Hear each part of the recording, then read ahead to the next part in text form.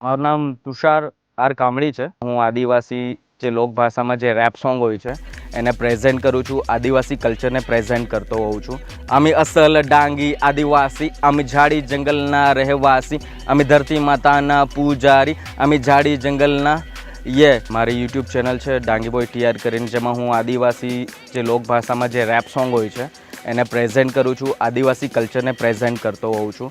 ને એના પર મેં 5 જેટલા સોંગ પણ લખ્યા છે, જેમ કે આદિવાસી ઇતિહાસ પર, આદિવાસી ભાષા પર, આદિવાસી રિવોલ્ટ ડાંગી રિવોલ્ટ પર, તેમજ આદિવાસી જે પહેરવેશ છે, ખાણીપીણી છે, તહેવારો છે, એના પર બી રેપ સોંગનું હાલ રાઇટિંગ ચાલુ છે મારું।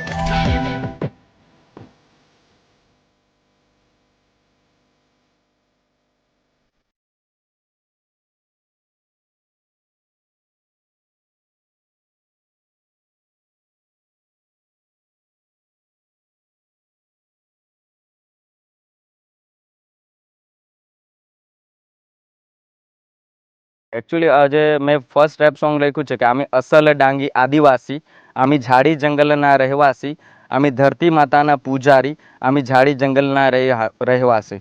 એટલે જે છે કે અમે જે આદિવાસીઓ છે એ ઝાડી જંગલમાં રહેવાવાળા આદિવાસીઓ છે। પ્રકૃતિ અમારી દેવી દેવતા છે અને આ જે કુદરત વસ્તુ છે જેની અમે પૂજા કરીએ છીએ અને એની સાથે જ અમે રહીએ છીએ, એ જ રહેણી કરણીમાં અમે રહીએ છીએ।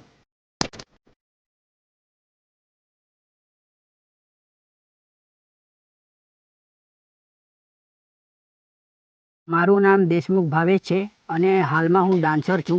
અમારી એક યુટ્યુબ પર એક ચેનલ છે ધ બૂમ ફાયર ક્રૂ। રોજ પ્રેક્ટિસ કરીએ અને નાના નાના વિડીયો બનાવીએ અને ક્યારેક મૂકતા છે।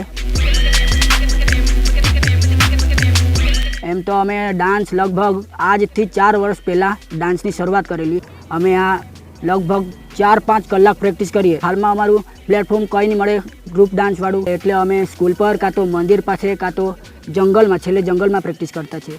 એકચ્યુઅલી જે બેઝિક પરિસ્થિતિ જોવા જાય છે તો એટલી સારી પરિસ્થિતિ કોઈની હોતી નથી કે એ લોકો અફોર્ડ કરી શકે આ રીતે ટ્રેનિંગ લેવાની, પણ બધા જાત મહેનત કરે છે ને થોડુંક ગાઈડલાઇન પણ અમે બહારથી શીખીને આવીએ છીએ અને આપીએ છીએ એ લોકોને। પ્લસ યુટ્યુબના માધ્યમથી પણ એ લોકો શીખે છે ને જાતે બી બોઈંગ કરે છે। અને આઈ હોપ કે ગુજરાતનું સારામાં સારું બેસ્ટ બી બોઈંગ ક્રૂ જે હોય છે ને બી બોયર્સ જે હોય છે એ ડાંગની અંદર ક્રિએટ થાય છે।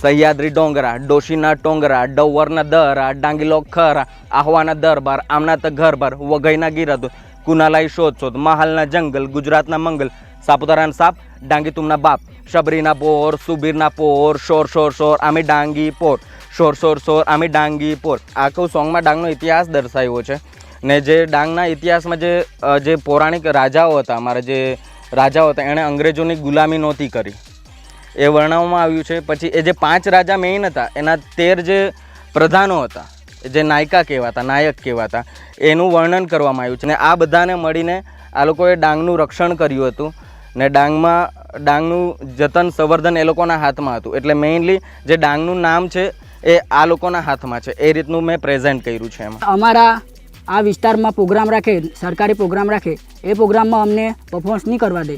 બાકી અમે ઇન્ટરનેશનલ પ્રોગ્રામમાં પણ ભાગ લીધેલો છે। અમે બહુ બધી વખત માંગણી કરવા ગયેલા કે અમે પણ રજૂઆત કરવાની છે, અમારે એક પરફોર્મન્સ કરવાનું છે, તો પણ અમને વધારે કોઈ સપોર્ટ નહીં કરે કે કંઈ નહીં એમ। અમારું સપનું એ છે કે અમે ડાંગના છોકરાઓ છે, અમે આગળ વધી શકીએ।